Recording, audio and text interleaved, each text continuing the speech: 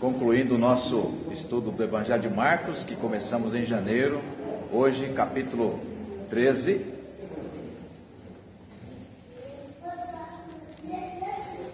E também pelo tema central de todo o capítulo, que é chamado como o capítulo do juízo final, ou dos acontecimentos finais, doutrina da escatologia, e dá para a gente fazer a reflexão sobre todo o capítulo hoje. E aí, a partir de domingo que vem, permitindo Deus, os próximos 2 domingos, 23 e 30, a gente conclui, permitindo Deus, o capítulo 14 também. Ele é maior e não é de um tema só. Então a gente vai precisar de 2 domingos pelo menos 2 domingos para o capítulo 14. Aí depois o restante até meados de dezembro, permitindo Deus, a gente conclui o Evangelho, tá? Aí a partir de janeiro do ano que vem a gente vai estudar algumas cartas paulinas, começando para aquelas pequenas, para a gente fazer um tiro curto, né? E também, claro, aguardo sugestão dos irmãos aí, de repente, a sua curiosidade acerca, né, de um tema que você quiser, de repente, sugerir para o ano que vem. Os nossos estudos de domingo de manhã, a gente está aí recebendo sugestão também, tá? Lembre disso. É a primeira vez que eu estou falando, né? Então, fique já atento, de repente, se você quiser sugerir algum livro. A minha única sugestão, querendo você sugerir, é que não escolha livro grande, né? Porque senão a gente vai de novo passar um ano estudando, né? Às vezes com períodos mais curtos fica mais estimulante, tá? Então a minha sugestão é a gente começar pelas cartas paulinas, mas se você quiser sugerir também livros, inclusive do Antigo Testamento, fique à vontade, tá? O desafio será meu de ter que ministrar com vocês, tá? Marcos capítulo 13, como é do nosso hábito, a gente vai fazer leitura, são 37 versículos, cada um poderá ler 2 ou 3 versículos, conforme aí a sua escolha. Vou começar lendo os 2 primeiros versículos, então, Marcos 13, amém? Amém. Quando Jesus estava saindo do templo, um dos seus discípulos lhe disse: Mestre, que pedras, que construções! Mas Jesus respondeu: Você está vendo estas grandes construções? Não ficará aqui pedra sobre pedra que não seja derrubada. No Monte das Oliveiras, de fronte do templo, achava-se Jesus assentado, quando Pedro, Tiago, João e André lhe perguntaram em particular: Dize-nos quando sucederão estas coisas, e que sinal haverá quando elas estiverem para cumprir-se. Então Jesus passou a dizer-lhes: Vede que ninguém vos engane. Muitos virão em meu nome dizendo: Sou eu, e enganarão a muitos. Quando vocês ouvirem falar de guerras e rumores de guerras, não se assustem. É necessário que isso aconteça, mas ainda não é o fim. Porque a nação se levantará contra a nação, e o reino contra reino. Haverá terremotos em vários lugares e também fomes. Essas coisas são o princípio das dores. Estais vós de sobreaviso, porque vos entregarão aos tribunais e às sinagogas. Sereis açoitados e vos farão comparecer à presença de governadores e reis, por minha causa, para lhes servir de testemunho. Mas é necessário que o primeiro evangelho seja pregado a todas as nações. Quando, pois, os levarem e vos entregarem, não vos preocupeis com o que haveis de dizer, mas o que for concebido naquela hora, isso falai, porque não sois vós que falais, mas o Espírito Santo. O irmão entregará a morte ao outro irmão, e o pai ao filho. Filhos haverá que se levantarão contra os progenitores e os matarão. Sereis odiados de todos por causa do meu nome. Aquele, porém, que perseverar até o fim, esse será salvo.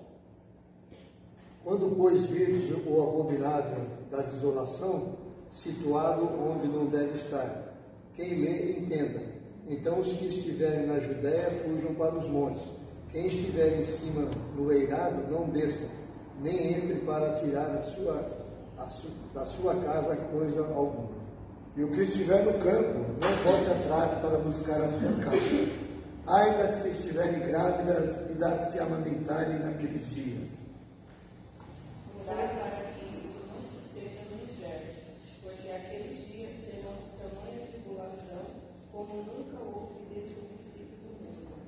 Deus criou até agora e nunca mais jamais haverá. Não tivesse o Senhor abreviado aqueles dias e ninguém se salvaria, mas por causa dos segredos que ele escolheu, abreviou tais dias. Então, se alguém vos disser, eis aqui o Cristo, ou ei aqui, não acrediteis, pois surgirão falsos cristos e falsos profetas, operando sinais e prodígios para enganar, se possível, os próprios eleitos. Estejam sobre aviso. Tudo isso tenho predito a vocês. Mas, naqueles dias, após a ferida da tribulação, o sol escurecerá, a lua não dará a sua claridade.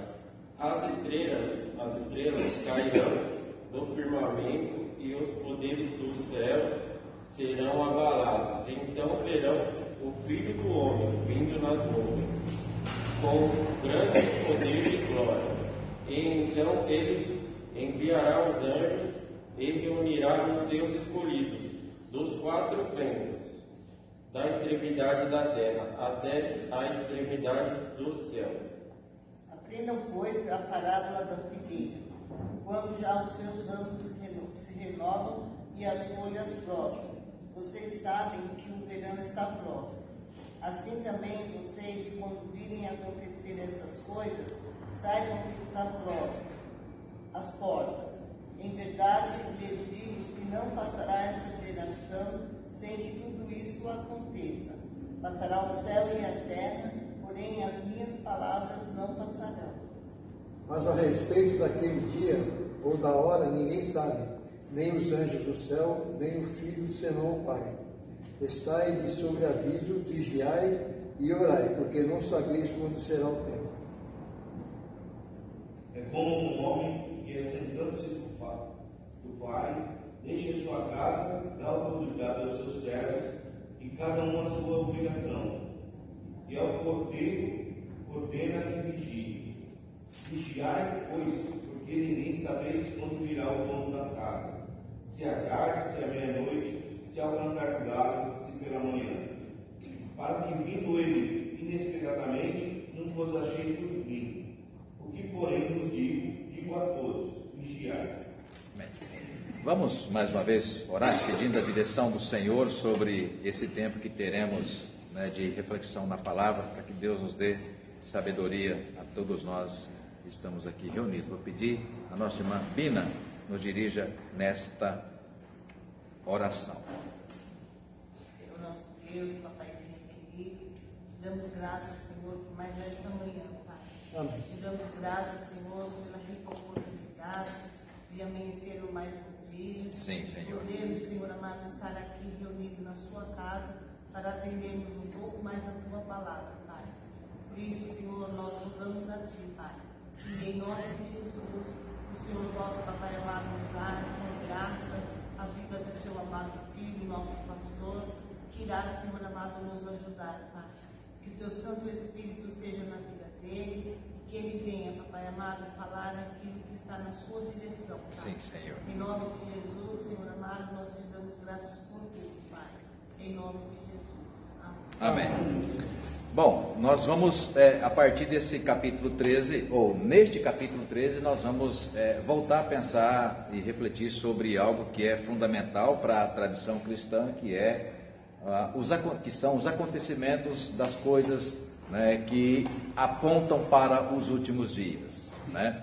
A religião cristã é a única religião em toda a história humana que trabalha com a perspectiva de que há uma vida eterna. Aí você fala, não, mas os muçulmanos também, né, acreditam na vida eterna, e inclusive há muita especulação sobre o galardão, os benefícios que se esperará, né, na eternidade. Sim, é verdade, eles falam disso, porém, a forma para se conquistar essa bênção, né, não tem base bíblica, é escrita no Corão e tem que ser por meio do profeta Maomé, né? E sobretudo por conta, e a orientação dele por conta das coisas que você terá que fazer aqui para merecer então esse paraíso celestial. Então, por mais que tenha uma certa semelhança, não traz o elemento central de que esse mundo será destruído e que para destruído e reconstruído dá o novo céu e a nova terra, e que a ideia de céu não é simplesmente um lugar fora, podemos pensar assim, fora desse universo. A Bíblia não fala sobre isso. O que ela fala em Isaías e Apocalipse é que será um novo céu e uma nova terra. Eu gosto, pelo menos na teologia, gosto da tese de que será um mundo à semelhança do Gênesis, que lá está narrado, né? Um mundo paradisíaco, só que sem a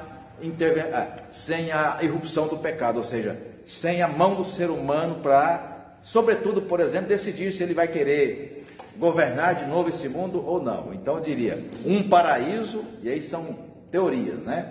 Que eu gosto, teorias que me agradam, né? Um paraíso semelhante ao Gênesis, com a presença de Deus. Diz o texto que na viração do dia o Senhor aparecia, então havia uma relação, né, de Deus com Adão e Eva, pelo menos com a humanidade ali representada, né?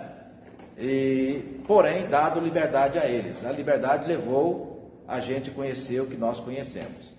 Então, no mundo eterno, ou no mundo sem o pecado, sem a maldade, esse ser humano não será mais livre, é apenas reconstruído. E como será essa vida, né? A gente vai ter família, a gente vai ter casamento? Bom, Jesus já disse que não, no céu não se casa nem se dá em casamento. Então tem para mim que de fato uma vida gloriosa, né? Sem o pecado, uma vida de a gente saber que é vida, só que sem aquilo que nos deixa como nós somos, né? Humanos, egoístas, medrosos, maus muitas vezes, e por aí vai. Então a doutrina da escatologia, a doutrina do juízo final, é o que nos justifica sermos cristãos.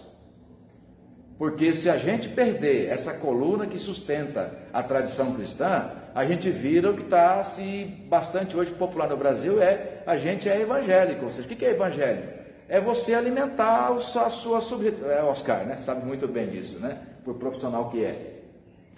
Da gente alimentar, mesmo que com religião, a subjetividade humana, ou seja, a gente tem um buraco dentro de nós, um buraco subjetivo, ou seja, que a gente chama de psique, né, ou de emocional. A gente tem fragilidades, né, a gente tem necessidades subjetivas, então a gente procura a religião, ou procura alguma porta que de alguma forma a gente preencha isso. Uma imensa maioria, na minha avaliação hoje, da fé evangélica, vive disso. Né? O espaço comunitário é um espaço para que você se sinta bem, né? E para você se sentir bem, basta ter então esse ritmo, né, que eles chamam de espiritualidade, né? Eu tenho muito problema pessoal e pastoral com essa proposta de uma igreja que trabalha bem a espiritualidade humana, né? Bom, o pequeno não, né? O Pedro, que pequeno na idade ainda, mas o Pedro já deixou isso claro hoje pela manhã, quando diz que um dos fundamentos da nossa fé é o que? É o temor a Deus. E por que nós tememos a Deus? Né? Nós tememos a Deus porque, revelado na sua Escritura, esse mundo terminará. Há mais a se esperar depois desse mundo, né? E a forma, né, de se esperar esse mundo na sua conclusão e como ele será do outro modo proposto por Deus, está na Escritura, e é Deus quem está no controle para realizar essa forma. Então, é muito mais do que espiritualidade, tem que ser também um temor a Deus, ou seja, confiar que nesse projeto que Deus está executando, e não chegou ainda ao seu final, nesse projeto, nós poderemos estar nele ou não, dependendo da escolha que a gente fizer, ou de como a gente vai organizar a nossa vida enquanto aqui na Terra. Então, ditas essas palavras, a gente vai abrir aí a reflexão sobre o capítulo 13, tá? Bom, vou citar para vocês 4 momentos: Mateus 24, Marcos 13, Daniel 12 e todo o Apocalipse, tá? Então, Mateus 24, Marcos 13, Daniel, profeta Daniel 12, no livro Daniel 12 e todo o Apocalipse. Então, basicamente são essas 4 referências onde a Escritura toda fala sobre o que acontecerá antes de Deus consumar a história humana. Porque há uma farta literatura bíblica trabalhando o tema, né, de que Deus vai julgar o mundo. Já fez isso e continuará fazendo. Tá? No capítulo 13 de Marcos, a gente pode dizer que é um capítulo muito próximo daquilo que mais tarde Mateus escreveria no mais longo capítulo, que é o capítulo 24, sobre a doutrina das últimas coisas. Então, muita semelhança, mas ao mesmo tempo o tema é o mesmo, né? Deus vai julgar a terra, Deus vai julgar o mundo, e esse mundo chegará ao seu fim. Por isso, uma linguagem tão rica de simbologias, né? Uma informação importante acerca da nossa tradição presbiteriana, né? Aquela ideia batista, né? Aquela doutrina batista de que o milênio ainda não aconteceu. Em algum momento, a literatura do Apocalipse trabalha literal aquilo, né? Então, o diabo será preso, né? E por 1000 anos haverá perseguição na terra, né? Enfim, toda aquela situação que a gente muitas vezes, né, ouviu por influência da teologia batista ou arminiana aqui no Brasil. João Calvino e, portanto, a Confissão de Fé de Westminster não trabalha essa perspectiva de uma data determinada, um período fechado de 1000 anos, porque entende que o livro do Apocalipse é um livro simbólico, tal qual Mateus 24 e Marcos 13. Então, o que nos resta? Nos resta aquilo que, por exemplo, está bem dito aqui no texto de Marcos. A coisa mais óbvia a se fazer é entender que nós temos um tempo limitado. Quantos anos você quer viver? Bom, no meu caso eu já falei, 150, 180, 200, né? Com saúde e com condição de servir. Se Deus quiser me deixar aqui, eu vou ficando, porque viver é bom, como diz a música, né? Viver é bom, mas brincadeira à parte, quanto tempo? 100 anos? Né? Se for levar o salmista é 70 ou 80. Aí o Oscar levantou, não pastor, estou com 86 e vou viajar de novo para a Europa ainda. Né? Mas é canseiro e enfado, né? Ou seja, cansa mais do que o comum, mas enfim, tá bom viver assim, brincando, de novo, brincadeira à parte. Irmãos, a coisa mais óbvia para um crente é saber que vai morrer. Venho pregando isso desde o primeiro domingo de outubro, no mês da Reforma, que é onde a gente retoma a nossa fé cristã. Então, Helmer, a coisa mais comum e lógica é nos preparar para a morte. Aspas aqui, a presbítera Jaque colocou essa semana no grupo lá, um vídeo do Karnal falando sobre o filósofo Epicuro, né? Não gosto de Epicuro, assim como não gosto de Nietzsche.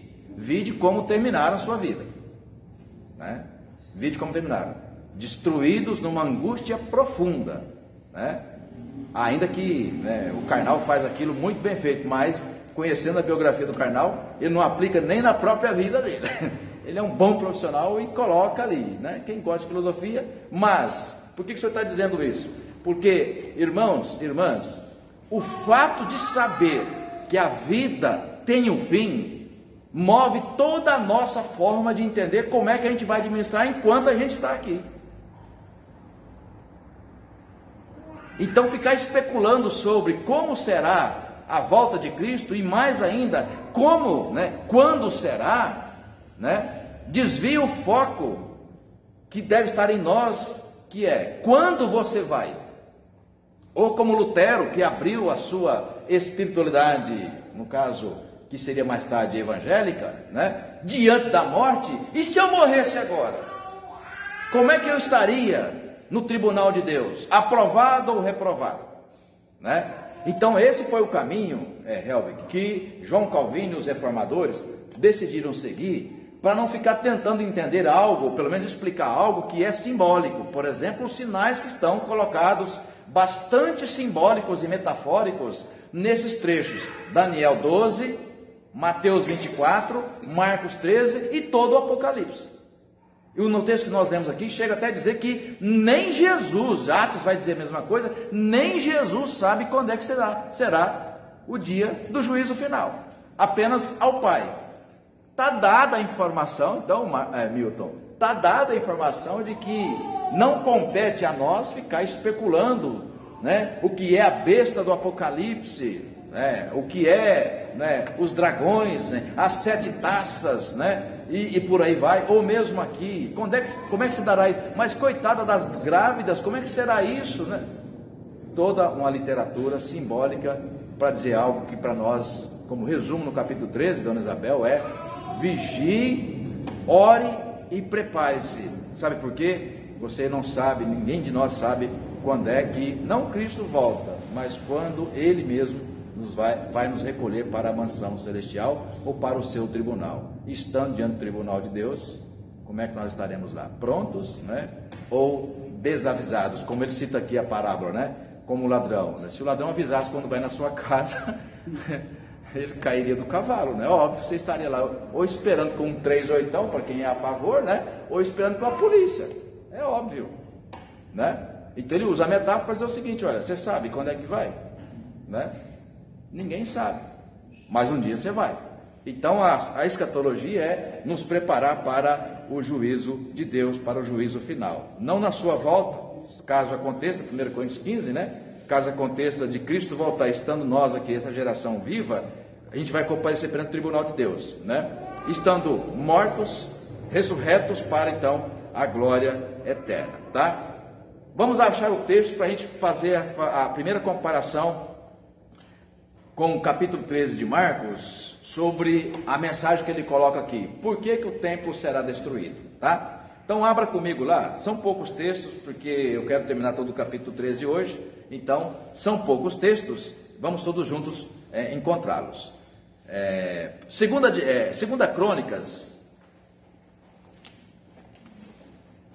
Crônicas, no capítulo 7,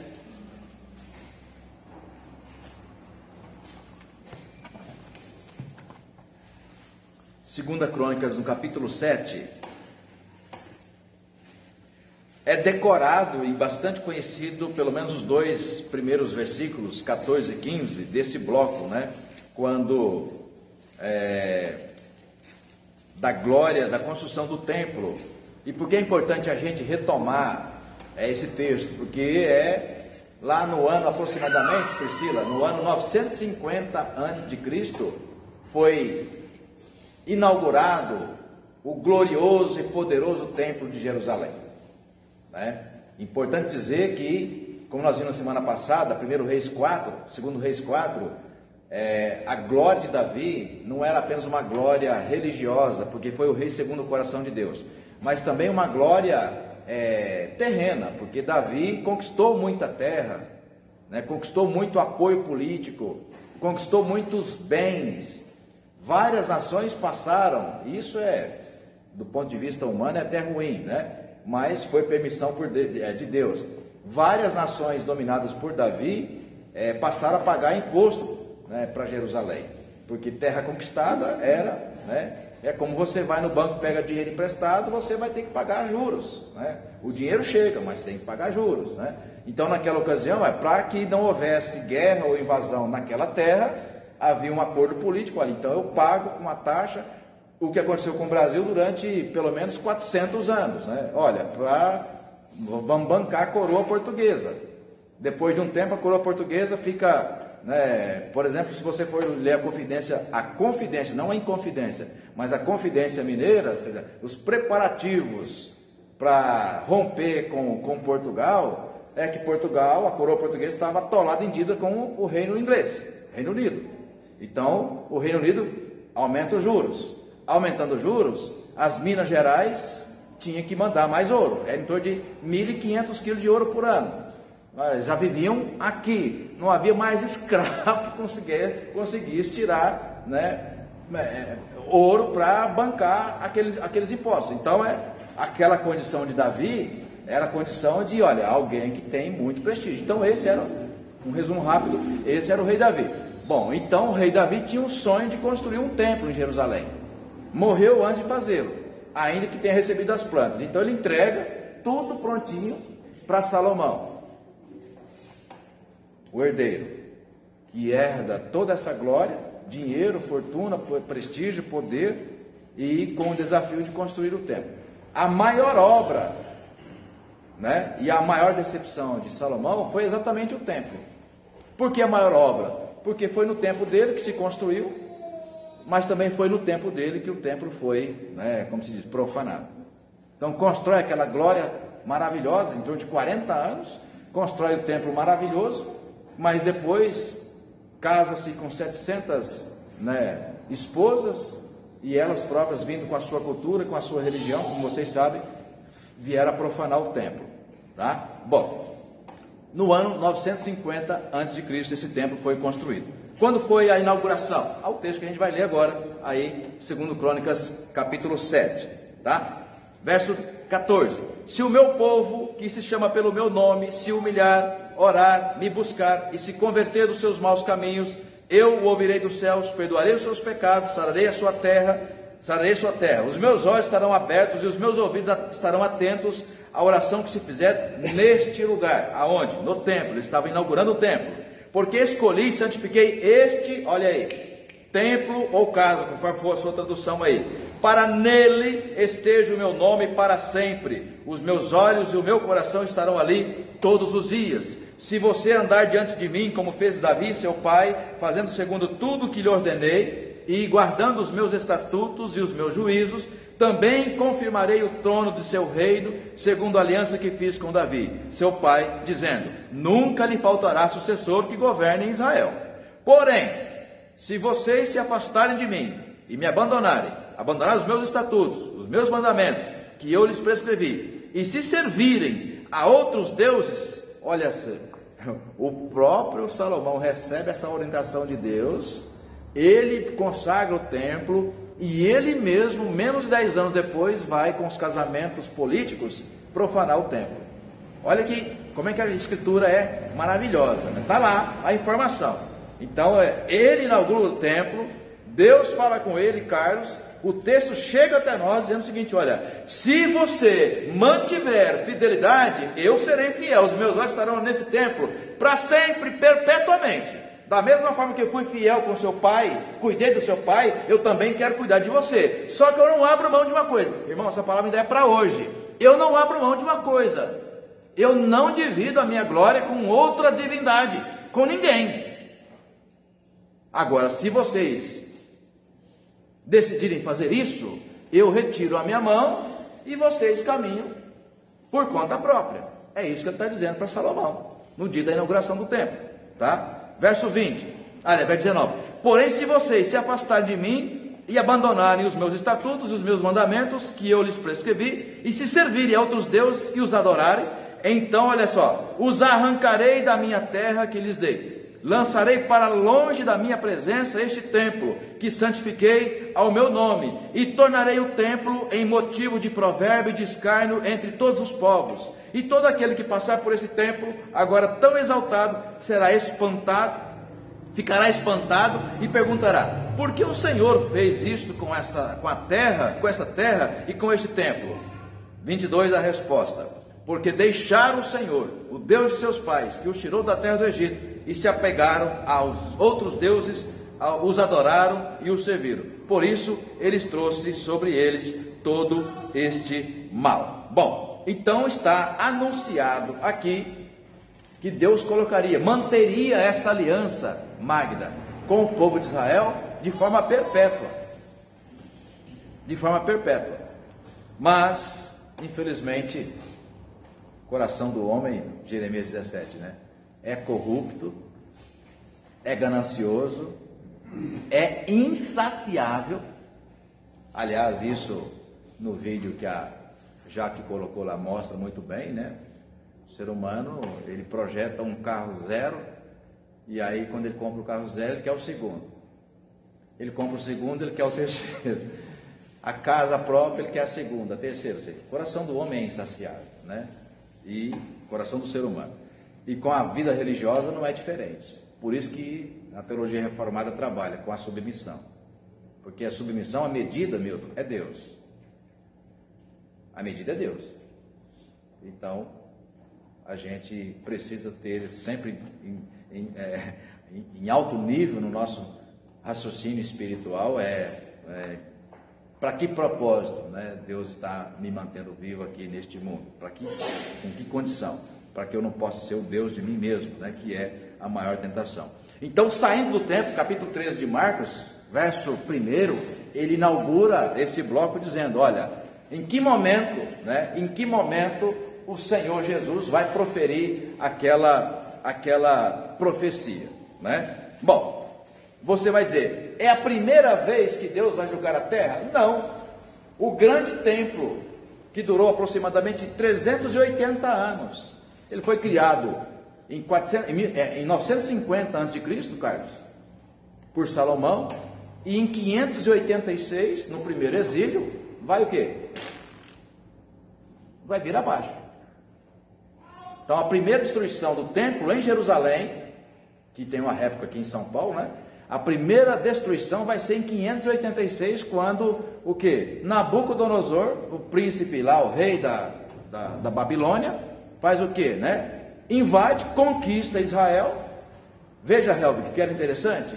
Quando Salomão herda o trono, várias nações pagavam impostos para ele. Herança do pai.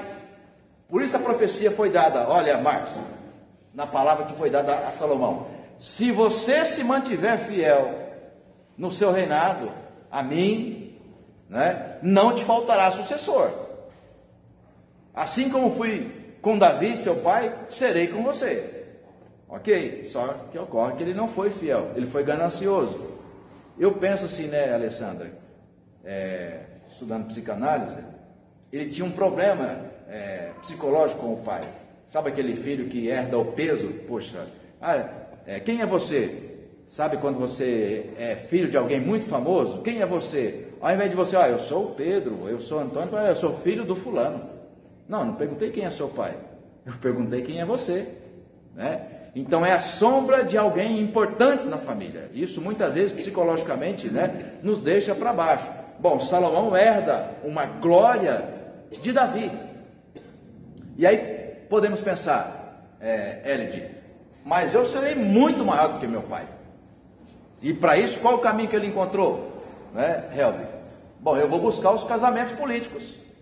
Porque cada casamento vem o quê? Exército, vem dinheiro, que é o dote, e vem o quê? Compromisso de, numa guerra, né? Eu não só serei defendido, mas caso eu queira guerrear, família da minha esposa tal tem que mandar um destacamento de tantos soldados para eu. Então imagina, então como é que eu vou conquistar mais? O coração do ser humano é insaciável.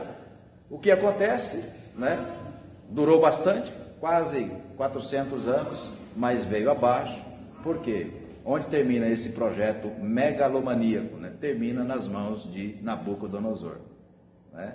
Invade, destrói, exila o povo, leva todo mundo para a Babilônia, e aí vem uns 70 anos de cativeiro, tá? Então a primeira destruição foi essa, em 586, né? Só que durou 70 anos. Deus foi generoso, levanta um ímpio, que eu costumo brincar dizendo, para a gente comparar quem foi Ciro, né, o libertador, é mais ou menos imaginar que Osama Bin Laden bancaria, que já faleceu, mas todo mundo sabe quem ele foi, bancaria a construção de um dos maiores templos cristãos no mundo. Seria uma sandice em dizer isso, né? Como é que um mais radical dos muçulmanos poderia financiar a construção de uma catedral, por exemplo, no Rio de Janeiro, que custaria R$1 bilhão a construção. Foi isso que Deus fez. Por generosidade e graça, depois de 70 anos de cativeiro, olha, vocês podem voltar. Então, você lê Esdras e Neemias, você vai encontrar as duas grandes lideranças. Esdras volta, comanda o povo com Zorobabel e reconstrói o templo em Jerusalém, ou pelo menos as bases iniciais, e depois, mais tarde, Neemias vem e termina a obra. Ok? Beleza. Então, de 516 aproximadamente, o ano 516. Então, vai durar 516 até o ano aproximadamente 35, 34 antes de Cristo. Então 500 anos vai durar o templo, até a chegada, né, de um dos imperadores. Se enganado não estiver, Herodes. Herodes faz o quê? Né? Dá um up no templo, porque era um templo modesto ainda. Só que Herodes, com mania de grandeza, construiu um mega templo. Um mega templo. Aí que você vai perceber a expressão. Está comigo em Marcos aí? Abra aí. Que é o texto base que abre o capítulo 13, né? O verso 2, verso 1. Quando Jesus estava saindo do templo, um dos seus discípulos lhe disse: Mestre, que pedras, que coisa magnífica é essa? Aí você vai estudar a história dos hebreus, Flávio Joséfo, vai dizer que existiam as portas, uma espessura de 1,5 metro e 8 de altura, 1,5 metro de largura, a porta, largura que eu digo é a espessura, né? Não a extensão da porta, mas a espessura. Então, vamos pensar, 1,5 metro, né? Na matemática eu sou pior do que na história, né? 1,5 metro de espessura da porta, né? Com 3 ou 4 metros de largura, aí sim a largura, e 8 de altura. Então tente imaginar isso, de ouro maciço. Ouro maciço. Só as portas do templo. Agora você tente imaginar, né, a glória que existia naquela construção. Herodes fez isso no ano aproximadamente 34, 35 antes de Cristo. Então muito próximo de Cristo. Então aquela expressão aqui, Magda, meu Deus, que coisa magnífica é essa, que coisa extraordinária. Sim, e Jesus vai e arremata. Isso aqui vai ser destruído em 3 dias e reconstruído. Percebe a lógica? Né? Ou seja, Deus não ia mais ficar nessa de constrói, destrói, constrói, destrói, constrói, destrói. Não, chega. Com o tempo, esquece, não será mais aqui. Não será mais aqui. Agora então você vai. Em Cristo, como Paulo fala, o fim da lei, Eliezer, é Cristo. Em Cristo termina a aliança com Israel. Gostem os judeus ou não, em Cristo termina a aliança com Israel. Em Cristo termina a antiga aliança. Como é que o judeu será salvo? Romanos 9, 10 e 11. Aquele cristão, aquele judeu que for enxertado por meio de Cristo, o quê? Na nova aliança. Trocando em miúdos, ele precisa se converter. Não vai dar mais carteirada. Não há mais chance de um judeu ser salvo, até porque ele nem quer ser salvo na perspectiva que nós cremos. O judeu não fala em vida eterna, já repeti aqui muitas vezes. Não há teologia de eternidade, de ressurreição para o judeu. Né? Os tradicionais aguardam o que? O Messias. Para eles, o Messias não veio. Né? Então ele não vai querer uma bênção que para nós é a maior delas, que é a eternidade, coisa que ele sequer crê. Já não cria na época de Jesus, imagina hoje em toda a sua construção. Tá? Bom, então, outro texto que eu quero que você veja comigo. Isaías 56, para a gente comparar com Marcos 13, 26. Quem achar pode ler, por favor. Isaías 56, verso 7. Também os levarei ao meu santo nome e lhes darei alegria na minha casa de oração. Bom, então Isaías 56 mostra aquilo que Marcos 11, não Marcos 13, né? Marcos 11, 17, quem lê, por favor, pode ler, Marcos 11, 17, está aí pertinho. Marcos 11, 17.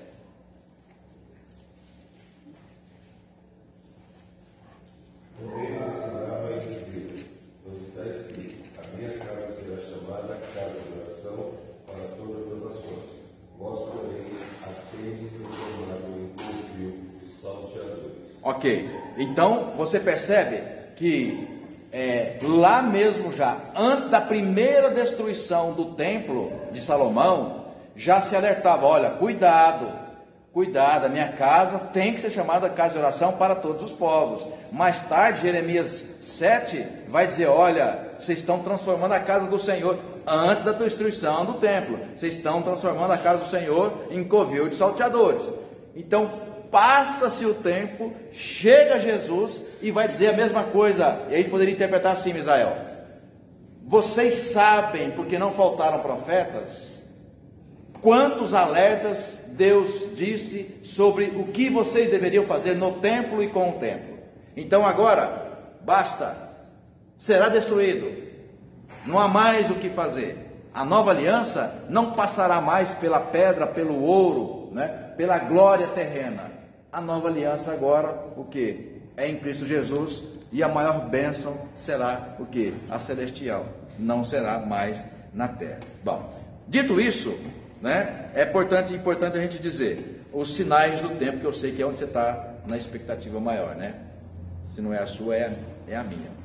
Vamos então no capítulo 13 observar os sinais que ele coloca aí sobre como se dará isso, ou como se deu, né, se deram esses acontecimentos. Marcos 13, do 6 a 8, pequenos blocos, tá? Muitos virão em meu nome dizendo, sou eu, e enganarão a muitos. Quando vocês ouvirem falar de guerras, rumores de guerras, não se assustem, é necessário que isso aconteça, mas ainda não será o fim. E por último 8, porque nação se levantará contra nação, reino contra reino, haverá terremotos em vários lugares e também fome. Essas coisas são o princípio das dores. Então, irmãos, disse tudo e não disse nada.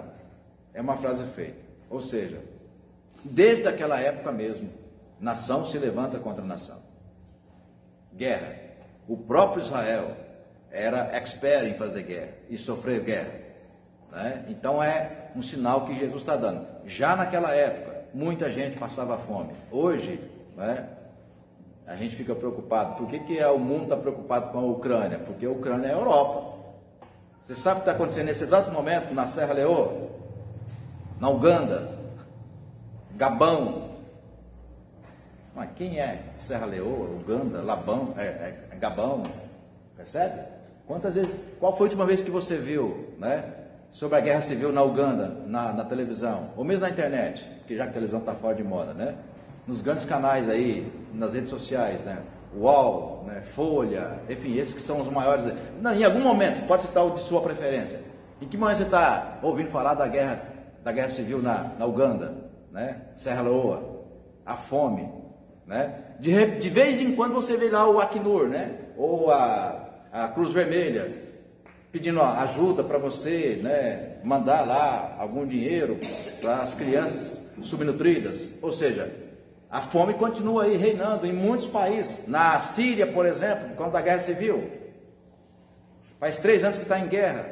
Na Síria, né? O Líbano hoje, atualmente, né, Oscar, o Líbano está em mais de 85% da população está em condição de miséria. 85% da população em condição de miséria. E bem pertinho ali de Jerusalém, 80 quilômetros, em linha reta, 80 quilômetros de Jerusalém, né? Então dizer que a fome é um sinal de que Cristo está às portas, que é os que gostam de marcar data sempre fazem. As guerras sempre aconteceram, né? Então não era disso que Jesus estava falando, eram sinais. Mas ele diz, mas ainda não será o fim. Fome, a mesma coisa. Próximo bloco, verso 9. Ele conclui, gente, presta atenção, seu réu. Ele vai concluindo, ele coloca sinais, guerras, fome, né, perseguição, e ao mesmo tempo a dica. Então ele fecha um bloco de 6 a 8 e diz, como interpretar isso? Agora, gente, é na minha visão, tá? Você pode discordar de mim. Então ele anuncia os sinais e faz uma pequena conclusão. Onde está a conclusão? Verso 9. Estejam o quê? De sobreaviso, porque as pessoas vos entregarão aos tribunais, às sinagogas. Vocês serão açoitados, e por minha causa serão levados à presença de governadores e reis, para lhes servir de testemunho. Aí então ele coloca, fiquem espertos, fiquem atentos, porque isso pode acontecer. Sim, pode acontecer, já aconteceu, mas não veio o fim ainda e vai continuar acontecendo. O que já aconteceu? Estevão, todos os apóstolos, sem exceção, todos os apóstolos foram perseguidos. Primeiro estiveram perante os governadores. Paulo é o caso mais emblemático. Ele esteve diante do imperador, porque ele era cidadão romano, entendeu? fez uma pregação maravilhosa, Atos 26, até a ponto de um dos próximos do governador, né, falou assim: ó, mas pera, você está querendo me converter também? Ó, se você bobear, né, a mensagem é para tal, né? Então percebe que, assim, também já aconteceu. A própria liderança primitiva, os 12, aliás, os 13, né? Porque no caso de Judas Iscariotes, ele mesmo se antecipou, né? E se suicidou. Mas os outros todos foram decapitados, todos mortos. Estevão apedrejado perante autoridades, tentando explicar a razão da sua fé. Então também já aconteceu, né? E vai continuar acontecendo. Ser perseguido em nome de Cristo continua acontecendo. Vide os corajosos missionários que vão clandestinamente para a Coreia do Norte. Você tem noção do que é ir para a Coreia do Norte como missionário clandestino para evangelizar? Né? Países árabes, o tempo todo, ano passado foram mais de 40, né? Missionários que foram decapitados, às vezes executados com, né, gravando para depois colocar no YouTube. Que lá não é fake não, gente, é verdade mesmo. É só você ler Portas Abertas, né? Os missionários que são executados. Então continua a acontecer e o mundo não terminou. Então são sinais para dizer: olha, o que isso serve? Gente, você está pronto para ir? Você está pronto para ir? Você sabe quando é que o Senhor vai te chamar? Porque os sinais estão dados, eles estão acontecendo e sempre aconteceram. Aí você vai falar assim: ah, mas Jesus falou que o evangelho tem que ser pregado a toda criatura. Eu vou dizer para você, aspas, brincando, mas falando sério, Mark Zuckerberg é o maior missionário de todos os tempos. Ele é o maior missionário de todos os tempos. Por quê? O YouTube tem acesso de 6,8 bilhões de pessoas na Terra. A estimativa é que toda a população hoje mundial é 7,5. Então é impossível hoje, quase impossível, você ter alguma, até mesmo os indígenas que já tem, em várias aldeias, você tem ali satélite, o cara com o celular na mão, né? É impossível hoje, isso é a minha opinião, de dizer que alguém não conhece, ainda que não creia, mas que não tenha ouvido falar de Jesus, por causa da tecnologia. Então já chegou, o evangelho já foi pregado a toda criatura, né? Mais ou menos assim falando, né? Ainda não veio o fim, né? Percebe? Próximo versículo, versículo 10. Mas é necessário que primeiro, aliás, acabei de falar, né? Verso 12. Um irmão entregará à morte o outro irmão. O pai entregará o filho. Haverá filhos que se levantarão contra os seus pais e os matarão. Isso também já aconteceu, inclusive na mesma época. Por exemplo, Herodes, o filho, não aquele que construiu o mega templo, né? Mas o seu filho, Herodes, o segundo, Herodes mandou matar a seu irmão Filipe para casar com aquela moça linda, imagino, chamada Herodias, da qual João Batista denuncia e vai ter a sua cabeça arrancada. Então o irmão manda matar o irmão para ficar com a cunhada dele. Também já aconteceu. Aquele e tantos outros, né? Ou seja, também não veio o fim. 14, verso 14. Quando, pois, vocês virem o abominável da desolação, situação onde não deve estar, né? Quem lhe entenda, então os que estiverem na Judéia, fujam para os montes, tá? Então, verso 14, vou dizer para você, quer saber o que foi esse abominável? Leia a obra As Vítimas do Coliseu Romano. Leia quem foi o imperador Calígula, né, Carlos? Você que leu a história da igreja. Velho também. Só Oscar. Leia quem foi Calígula. Sobre a tese pão e circo. As pessoas que entravam, né? Isso por volta de 65, 70, né? Bem pouco tempo antes do templo ser destruído para sempre, como vai chegar até hoje, né? Os muros da lamentação, que a única parede que ficou lá, quando Jesus falou, não vai ficar pedra sobre pedra, né? Sabe quando foi? Com Tito, no ano 70, porque os judeus fizeram uma revolta, né? E aí a revolta não foi com os sacerdotes, claro que eram os que ganhavam do templo, mas foi o quê? Aquela base radical, que não aguentava mais pagar imposto, que achava que era Jesus quem ia trazer essa revolução. Não foi Jesus, mas veio mais tarde, no ano 70, e o imperador Tito fez o quê? Destrói tudo. 65 mil soldados mandou para Jerusalém, de Roma a Jerusalém. Destruiu tudo, ficou só aquela parede que tem hoje. Então, o que ele está falando no verso 14 aqui de abominável? Entendeu? Os crentes trucidados, presbítero Marlene, trucidados, comidos por leões, para servir o quê? De pão e circo para o quê? Para os romanos, gregos e gente de endinheirada que tinha no primeiro século da era cristã. Então, o abominável já aconteceu? Já. Veio o fim? Não. Então, não falava de sinais de novo, simbólicos? O que significa? Prepare-se. Por exemplo, as pessoas, os crentes, seu Geraldo, que eram comidos literalmente por bestas feras no Coliseu Romano, que aliás o seu Oscar foi lá. Hoje é bonito ir, né? Hoje é bonito ir, contemplar, tudo mais, né? Você tem ali uma construção que relembra 2000 anos de história, 2.400 anos de história, né? Fantástico. Mas aí diria, né, Darcy Ribeiro, né? As almas que foram sacrificadas ali, né, gemem, e se você fizer um pouco de exercício, que o Pedro está fazendo, né, exercício de respiração, você poderá até mesmo ouvi-las, aquelas almas gemendo ali no Coliseu Romano, porque a história dá conta do que aconteceu ali, entendeu? Aquelas pessoas, Cícera, entravam no Coliseu Romano, os crentes, entravam cantando para ser comidos por leões. Você tem noção? Você acha que elas estavam prontas para ir para o paraíso ou não? Né? Que eu costumo fazer comparação. Hoje o crente vai embora de igreja porque o banco não está limpo, ou não está malfadado, ou porque o pastor está pregando mensagem muito doutrinária. Lá no primeiro século, o abominável que está falando aqui, Magda, o abominável, as pessoas eram de longe, né? Soltava flecha para divertir, soltava lança para matar mulheres idosas, crentes. Apóstolos foram mortos assim, e o povo aí não arredava pé. Eu amo meu Jesus e morro com ele, sabe? Isso era ser cristão. Hoje parece que o cristão ele que está atirando, jogando a lança. Veja como inverteu, Misael, né? Então, verso 14, já aconteceu o abominável, né? Vai continuar acontecendo? Sim, vai, mas ainda não é o fim. Então, qual é a mensagem final? Você está pronto? Você está pronto para ir? Ou você quer ficar do lado? Porque a pergunta, muitas vezes precisa fazer é: por que você quer saber quando vai voltar? Vou pecar até na beiradinha. Vou pecar até na beiradinha, porque aí depois, no dia seguinte, eu me preparo. O ser humano é assim. Você tem dúvida que a gente faria isso?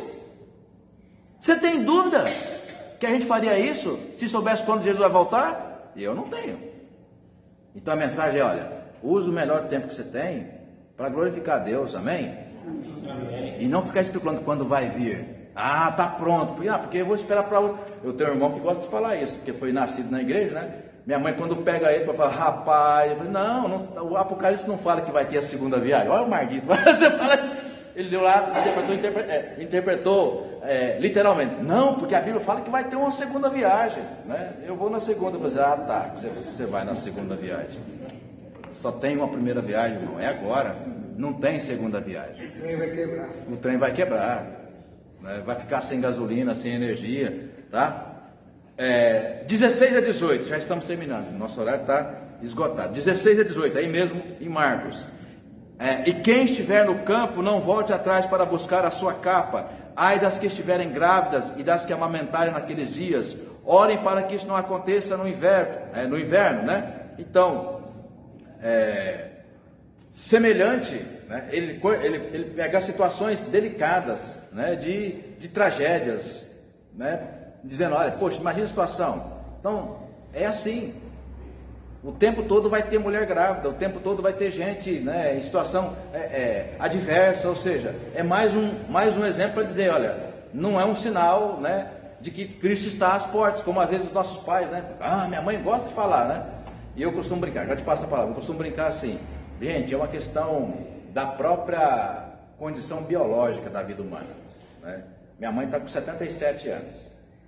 Então é óbvio que ela se sente mais perto, né, do paraíso do que um de 20, ou a neta dela de 19 anos. Então uma pessoa com uma idade mais avançada, ela tem uma facilidade maior para, como se diz, para profetizar a volta de Jesus.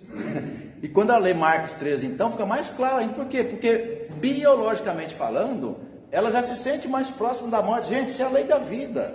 É óbvio. Pode durar, aspas aqui, a mãezinha da Bina, 88 anos. Tem uma carreira de fumante longa, né, Bina? Né? De fumante longa.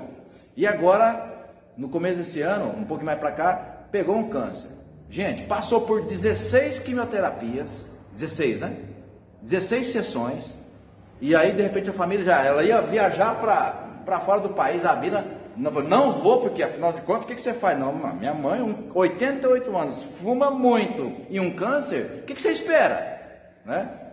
Perguntou para ali, e aí mãezinha, pastor, deu um rabo de arraio na quimioterapia, terminou ali a sessão e está lá firme e forte, 88 anos. Mas então, ok, mas mesmo assim, se imagina que está mais próximo, não talvez agora, mas em algum momento. Então minha mãe fica dando carteirada, né, nos filhos, nos netos, se prepara que Jesus está às portas.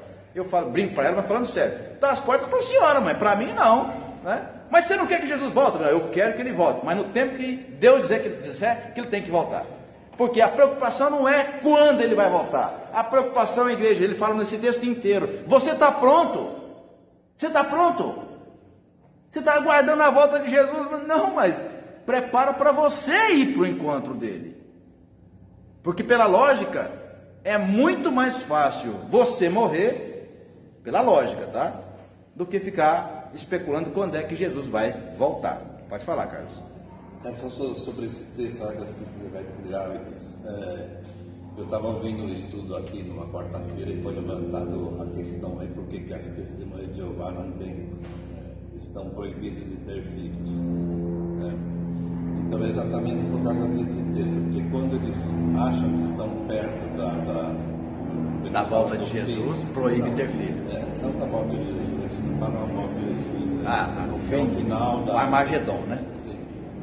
Então é por isso que eles não em épocas eles deixam de ter filhos, como foi em 1975, que acabou não acontecendo, e muitos deixaram aceita, né? Porque não deixaram herdeiros, entregaram os seus bens para eles. Eu não sabia. Então eu tenho um irmão, inclusive uma sobrinha minha, que não tem filhos exatamente por causa disso. E alegaram que foi isso? É isso. Mas é isso. Então, por causa desse texto aqui, esse texto serviu para o ano 70, né, da destruição do templo, da fuga, e para eles também serve para o futuro. Então, sim, como eles não sabem o que vai acontecer com as que estiverem grávidas na época do que vai acontecer, então eles resolvem por um tempo deixar de ter. Esse é um dos riscos de se submeter cegamente à liderança de uma igreja, seja ela qual for. Entenderam, né? Porque um dos riscos mais comuns que o crente aceita correr é quando ele, né, transfere para o seu pastor, para a sua pastora, para a sua denominação, né, a autoridade de interpretação da Escritura, né?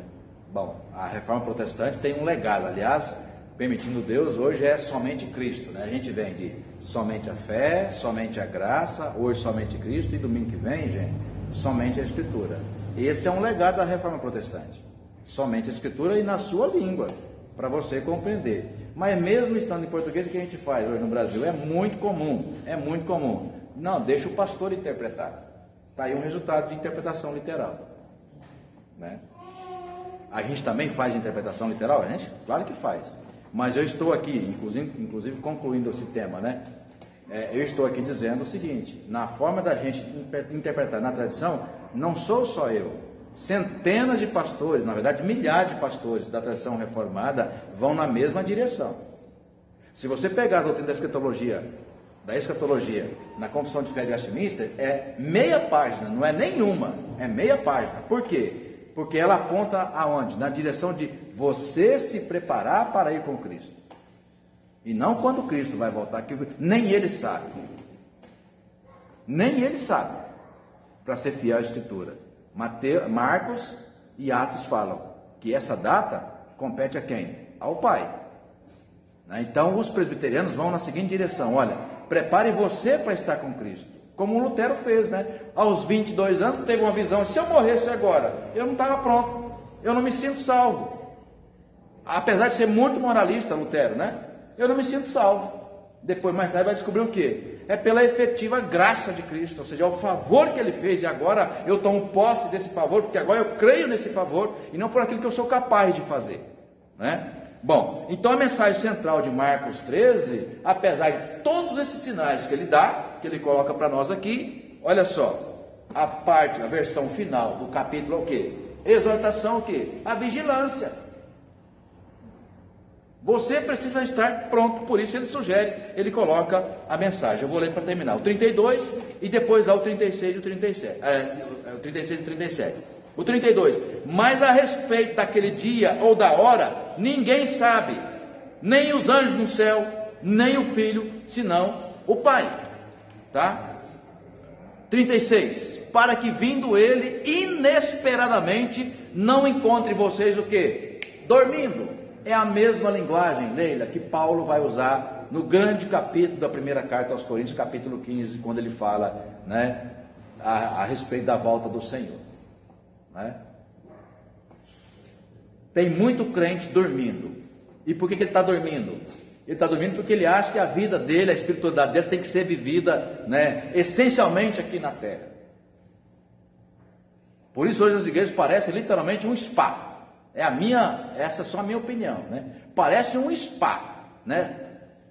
Desculpa a expressão, o cliente tem que estar satisfeito, né, Priscila?